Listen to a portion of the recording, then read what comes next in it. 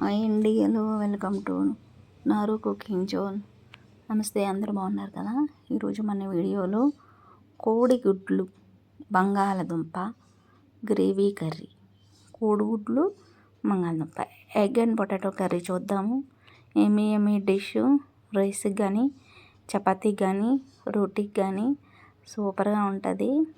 ఒక 10 నిమిషాల్లో అయితే తయారు చేసుకునే మంచి కర్రీ. ఈ ఎగ్ పొటాటోలు వేయడం వల్ల కర్రీ అయితే మంచి టేస్ట్ వచ్చి ఎక్కువ కూడా అవుతుంది. ప్రతిదానికి కూడా దీన్ని గ్రేవీగా కూడా మనం వాడుకోవచ్చు. మంచి combination curry egg and potato. ఇంకా ప్రాసెస్లోకి వెళ్ళిపోదాం. మనం కోడిగుడ్లు బంగాళదుంపలు అయితే బాగా ఉడికించుకోవాలి. ఒక ప్యాన్ పెట్టి 2 స్పూన్లు ఆయిల్ వేసి ఇలా చీలికలు పెట్టుకోవాలండి. లేదంటే గుడ్లు ఆయిల్లో వేసి ఫ్రై చేస్తాం కదా, ఫ్రై చేయాలి. లేదంటే పెద్దగా కూర అయితే బాగోదు, వేపుకుంటే బాగుంటాయి. ఇలా గంటలు పెట్టడం వల్ల అవి పేలకుండా ఆడకుండా ఈవెన్గా వేగుతాయి అన్నమాట. ఇది చిన్న చిట్కా. ఇలా వేసి గంటలు పెట్టిన గుడ్లని ముందుగా నూనెలో వేసి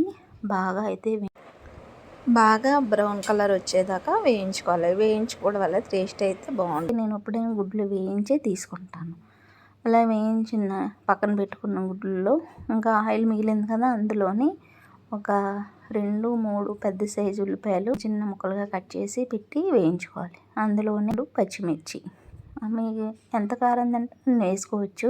నేనైతే 2 వేసాను, కొంచెం కారం తక్కువ వేసాను. కొంచెం సాల్ట్ వేసి వేగనివ్వాలి. ఉల్లిపాయ పచ్చిగా ఉంటుంది కదా, ఈ పచ్చి వాసన పోయేదాకా ఆ ఉల్లిపాయను బాగా వేగించుకోవడం వల్ల ఉల్లిపాయ గ్రేవీ అయితే థిక్గా వస్తుంది. ఉల్లిపాయ పేస్ట్ కన్నా ముక్కలు వేస్తే ఎక్కువ ఇగురు కూడా వస్తుంది. చూసారా, ఆ ఉల్లిపాయలన్నీ బాగా మగ్గాయి. ఇలా మగ్గిన తర్వాత ఉల్లిపాయలు బాగా వేగిన తర్వాత ఒక 2 పెద్ద సైజు టమాటాలు ముక్కలు కట్ చేసి ఆ ఉల్లిపాయల మిశ్రమంలో వేయాలి.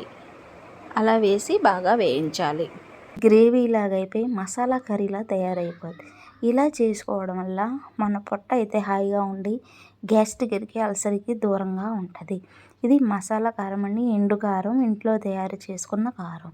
ఇందులోనే ధనియాలు, అలాగే జీలకర్ర, మిరపకాయలు అన్నీ కూడా కలిసి ఉండిన కారం. నేనైతే దాన్ని సపరేట్గా అయితే చూపించలేదు. ఒకవేళ మీరు అది లేకపోతే చిన్నది రెడ్ చిల్లీ, పసుపు, అలాగే ధనియా పౌడర్, జీరా పౌడర్ వేసుకోవచ్చు. గరం మసాలా పౌడర్ కూడా నేను యాడ్ చేసి ఒకసారి పచ్చివాసన పోయేదాకా. ఇందులో అయితే జీడిపప్పులండి, మనం ఏమి వేపుకోవసరం లేదు. జీడిపప్పులు అనేవి కోడిగుడ్ల కూరలో వేయడం వల్ల చాలా మంచి టేస్ట్ వస్తుందండి.